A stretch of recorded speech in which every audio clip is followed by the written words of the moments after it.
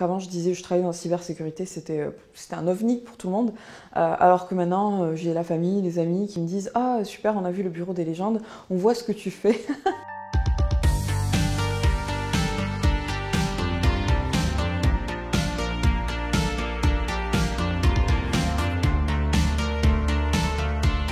Ce que je fais concrètement tous les jours, c'est vendre des clients VPN qui vont sécuriser les connexions. Responsable de la sécurité des systèmes d'information, ça va être vraiment sensibiliser, prévenir et donner les bonnes pratiques pour savoir réagir. Donc si jamais il y a une attaque, qu'est-ce qu'on fait pour que tout se passe le mieux possible? Je suis directrice commerciale. Je suis directrice générale d'une entreprise de technologie française. C'est une plateforme qui permet de faire travailler ensemble des équipes sécurité côté client et des hackers qui vont aller tester les systèmes de sécurité de nos clients pour identifier des possibles failles avant que des criminels puissent les exploiter. J'ai fait des études de sociologie, je suis docteur en sociologie. À la base, je me dirigeais plutôt vers de l'histoire de l'art, donc vraiment rien à voir. Il y avait un problème d'inscription sur Parcoursup, c'était pas l'éco-gestion, mais c'était un cycle préparatoire à une école d'ingénieurs en système d'information. C'était un intitulé pas clair qui, au final, a fait que je suis là aujourd'hui. Je me suis retrouvée par hasard dans le domaine de la cybersécurité. Il y a une conférence qui a changé énormément de choses, qui a impacté mon parcours. Un hacker a pris la parole et il a raconté en fait, l'avenir de la cybersécurité, le fait que toutes les entreprises allaient être terrassées, qu'il y allait avoir une sorte de Far West en fait, de l'informatique. Et je me suis dit, je veux en être, je veux faire partie de ces gens qui vont protéger en fait, les ordinateurs.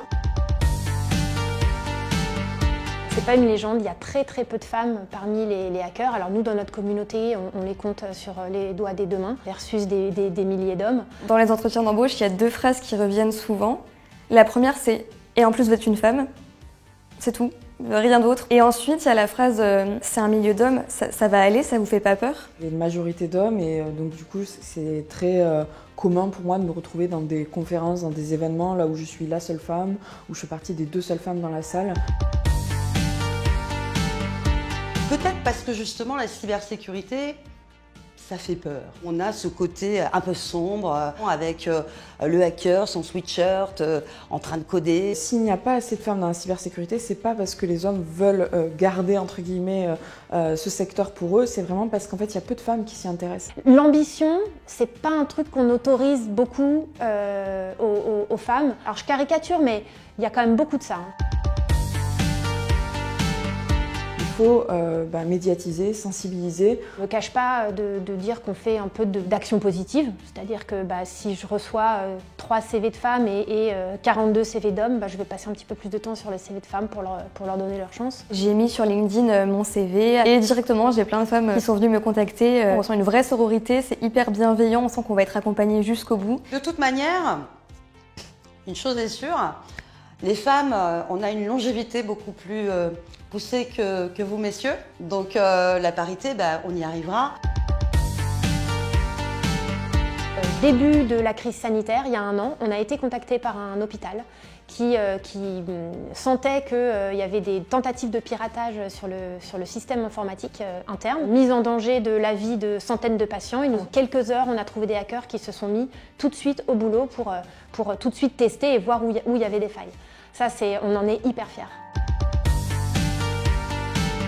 J'intègre depuis tout enfant qu'une femme ça doit se comporter comme ça, s'habiller comme ça, faire ce genre de métier, être douce, plus dans le social, etc. Je pense qu'il serait temps de déconstruire un peu tout ça et d'avancer. Il n'y a pas de richesse sans diversité. Soyez ambitieuse et si vous êtes ambitieuse, regardez ce qui se passe du côté de la cyber. C'est super. Il y a une phrase qui me vient à l'esprit, c'est « Hack the planet ».